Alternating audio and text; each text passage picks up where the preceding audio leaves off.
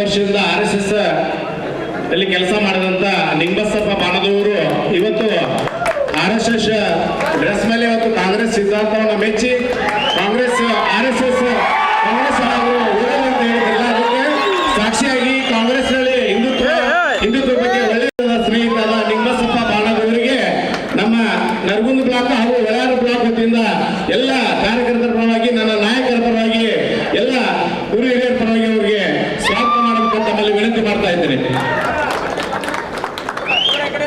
ಪಕ್ಷಕ್ಕೆ ಸೇರ್ಪಡಾಕಿದ್ರೆ ಅವರನ್ನ ಪಕ್ಷಕ್ಕೆ ನಮ್ಮ ಬ್ಲಾಕ್ ಅಧ್ಯಕ್ಷರಂತ ಕೋಳೇರಿ ಮುನ್ನಡವರು ಸ್ವಾಗತ ಮಾಡಬೇಕು.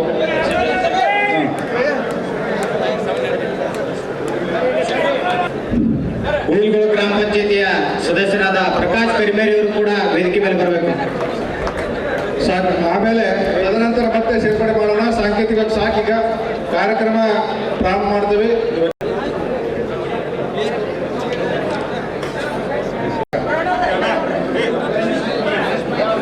ದಯವಿಟ್ಟು ಸಾಕ ಅಲ್ಲಲ್ಲ ಜವಾರಿ ಮುಗಿಸು. ಬಿಜೆಪಿ ಒಳಗ ಎಷ್ಟು ಭ್ರಷ್ಟಾಚಾರ ಆಗಿದೆಯಪ್ಪ ಅಂತಂದ್ರೆ ಅದು ಹೇಳ್ಕೊಳಕ್ಕಾಗದಂತ ಭ್ರಷ್ಟಾಚಾರ ಆಗಿದೆ. ಒಂದು ಸತಿ ಮೋದಿಜಿ ಅವರು ದೇಶದ ನಮ್ಮ ಕರ್ನಾಟಕ ಭಾಗಕ್ಕೆ ನರಗುಂದ ಮತಕ್ಷೇತ್ರಕ್ಕೆ ಬಂದು ನೋಡಿದ್ರೆ ಎಷ್ಟು ಭ್ರಷ್ಟಾಚಾರ ಆಗಿದೆ ಅಂತ ಗೊತ್ತಾಗತ್ತೆ. ಯಾರಿಗೆ ಭ್ರಷ್ಟಾಚಾರ ಅಂತಂದ್ರೆ ಒಂದು ಸರ್ಕಾರವನ್ನು ಕೆಡವಿ ಮತ್ತೊಂದು ಸರ್ಕಾರವನ್ನು ರಚನೆ ಮಾಡೋದಂತಂದ್ರ ಕರ್ನಾಟಕ ಸರ್ಕಾರಕ್ಕೆ ಎಷ್ಟು ತೊಂದರೆ ಆಗ್ತೈತಪ್ಪ ಅಂತಂದ್ರ ಅದು ಹೇಳ್ಕೊಳಕ ಆರ್ಥಿಕ ಪರಿಸ್ಥಿತಿಯಿಂದ ತೊಂದರೆ ಆಗಿದೆ. ಅದಕ್ಕೆ ಪಾಲಿಸ್ಬೇಕು ಅಂತೇಳಿ ನಿಮ್ಗೊಂದು ಸತ್ಯವಾದ ಮಾತು ಹೇಳ್ತೀನಿ. ಕಾಂಗ್ರೆಸ್ನವರು ಗ್ಯಾರಂಟಿ ಘೋಷಣೆ ಮಾಡ್ಲಿಕ್ಕೆ ಅಂತಂದ್ರು ಒಳ್ಳೆ ಕಾಂಗ್ರೆಸ್ ಸರ್ಕಾರ ಬಂದೇ ಬರ್ತಿತ್ತು, ಬಿಜೆಪಿ ಸರ್ಕಾರ ಬರ್ತಿದ್ದಿಲ್ಲ. ಅಷ್ಟು ಬ್ಯಾಸರಾಗಿದ್ರು.